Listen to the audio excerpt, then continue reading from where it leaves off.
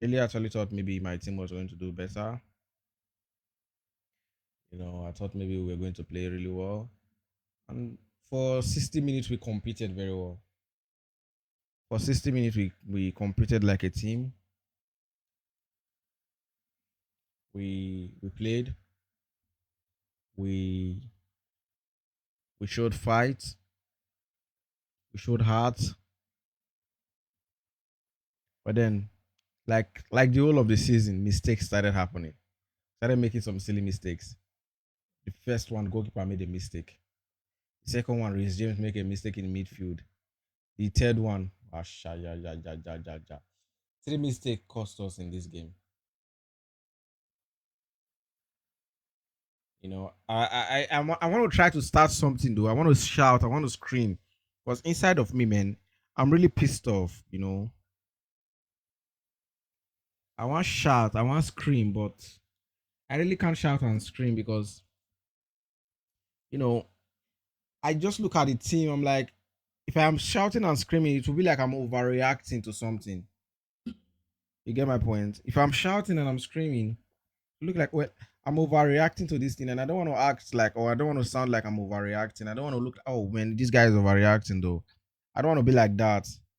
Because damn, man, this was a humbling. It wasn't something.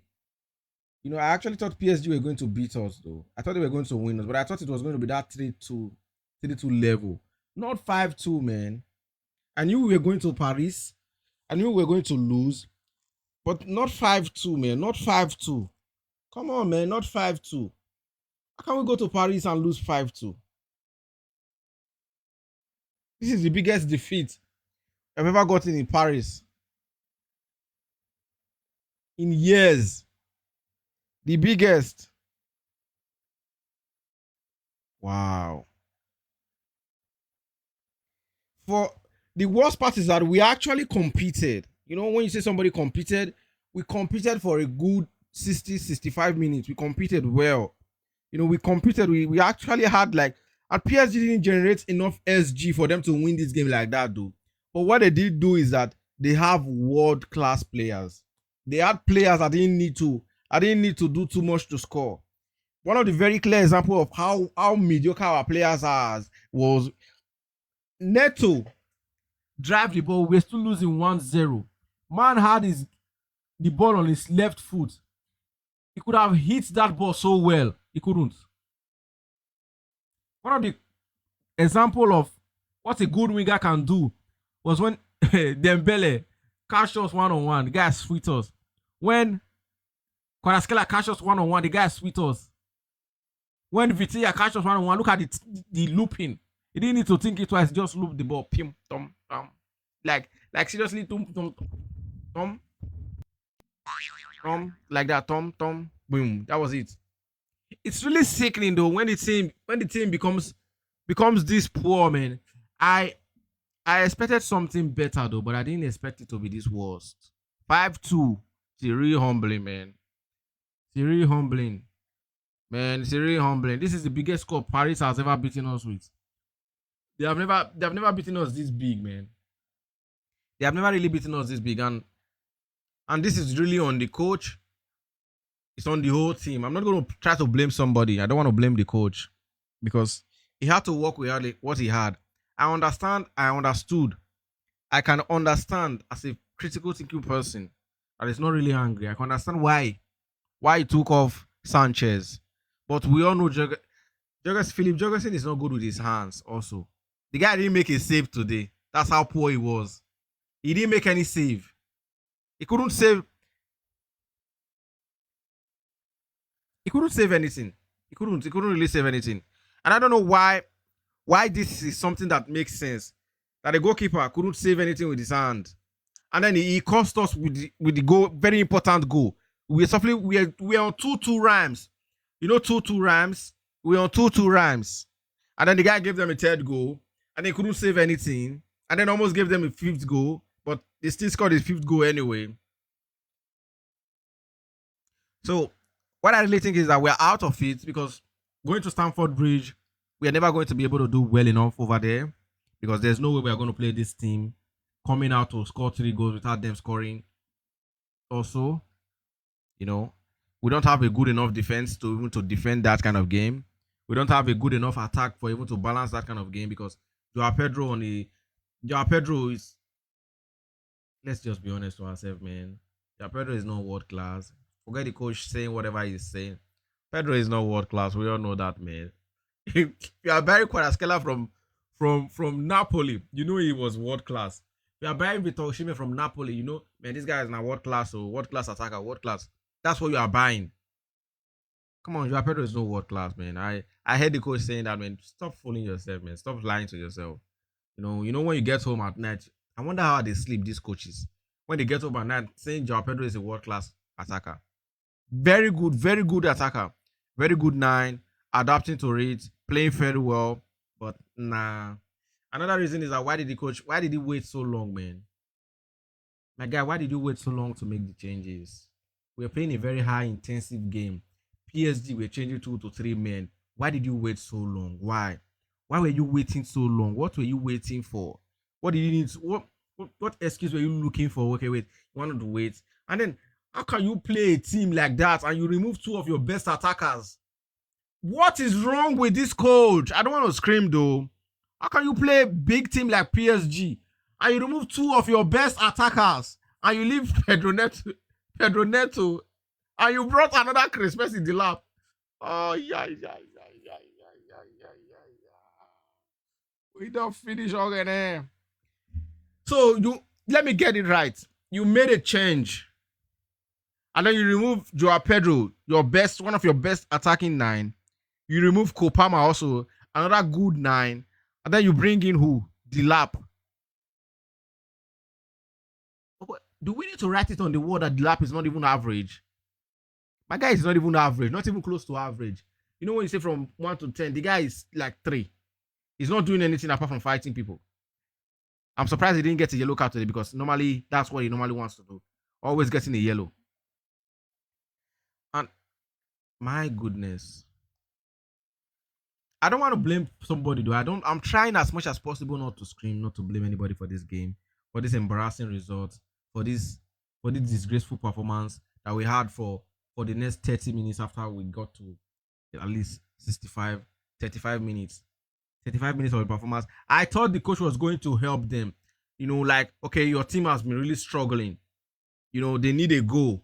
Why not bring in like one midfielder, remove a remove one of your best attackers and put in, you know, and put in a good one. That was what I was thinking. Maybe the coach will be doing that. Maybe this is the right time. But my guy removed two of his best attackers. That's the only problem I had with him. You do not play a game like Paris in a very hostile environment and remove two of your best attacking nine, and then you expect what? The lap and you are Pedro Ganacho to score. These guys have these guys cannot even dribble one players. They can't dribble a player. Today, Pedro Neto couldn't dribble a player. The only thing he could do was try to, push the run, push the run, push the run, push the run. That was what he could do. After that, my guy couldn't do any other thing. It's really annoying. Not that I don't like. I love our game plan. You had a good game plan. The first half was really terrible because we couldn't build. The second half was good for the first 20 minutes. We got our goal, but then the goalkeeper where you yourself select. You were the one that selected the goalkeeper and then he gave them a goal. You know, I know we have a big problem though, and in the summer, man, we really need to overhaul of all that rats we will get for team. These guys are not these guys are not professional. These guys are unprofessional, man. They shouldn't even be close to our team. I do not know why they are in our team, really. I don't know. I don't know why are they in our team. Why? Why are these guys in our team? What have we done wrong? What have we done wrong to deserve this kind of wingers? You have a world class winger coming in today, Kvaratskhelia. Look at the goal. When was the last time we scored that kind of goal with Sancho against Tottenham last season? That was when we had a winger that could push in that kind of goal. Same thing with Noni Madueke last season. We had a winger that could shoot from outside the box. The goalkeeper is actually scared. Today, PSG had a game plan, and the game plan was okay. They are going to probably sit when we push them too hard. They're going to probably sit in front of their 18. So every player must be ready to shoot. Our own, we couldn't connect for the whole of the first half. We couldn't connect the back to the forward. We couldn't connect from the back to the forward. The only thing that was good today was the midfield. Second half, again, we tried again. Shout out to Enzo though. Shout out to Enzo. Shout out to James. Shout out to Caicedo. They stood their ground. They had a good game, but my goodness, yeah. Shout out to you. The big shout out to you, man. That guy is really good. It's frightening.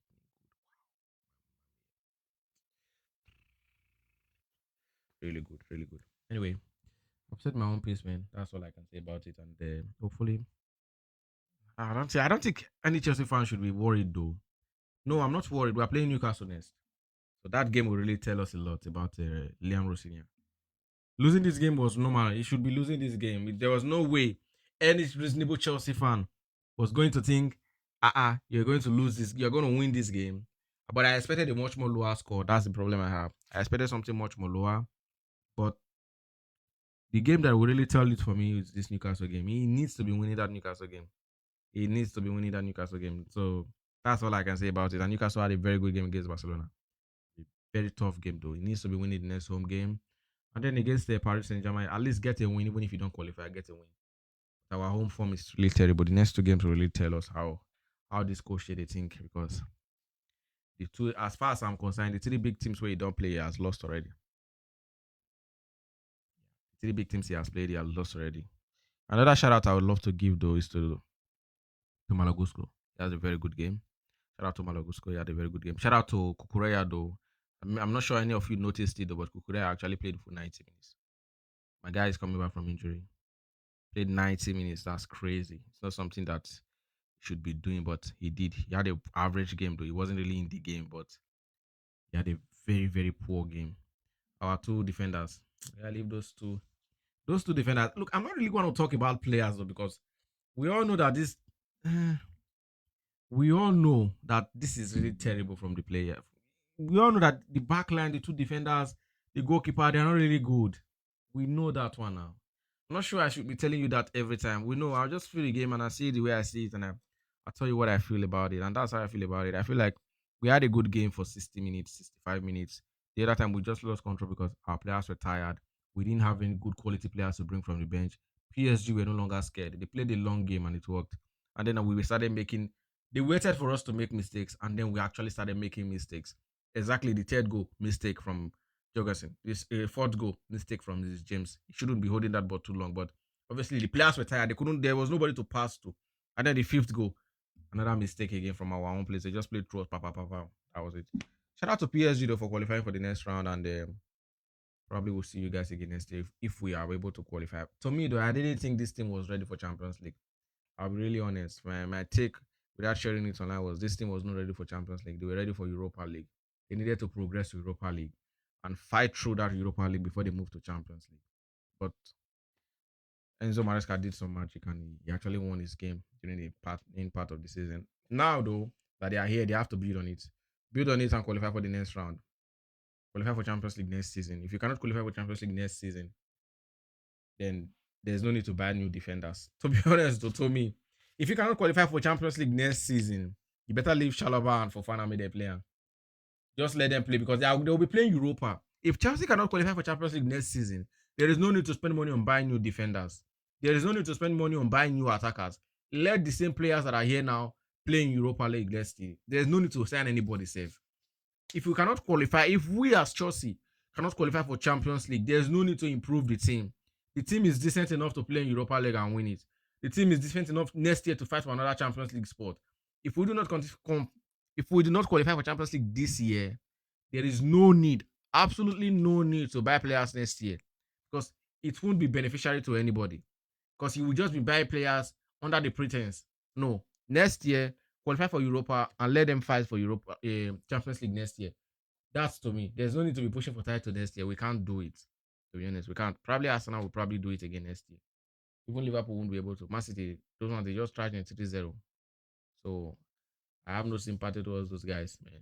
But to us as Chelsea fans, if we cannot qualify for Champions League this year, there's no need to sign any player. There's no need. I mean, who you want to sign? You want to go sign a big player, maybe they can play Europa League for you. Is that really something you want to do? I really don't see the need though. Sure.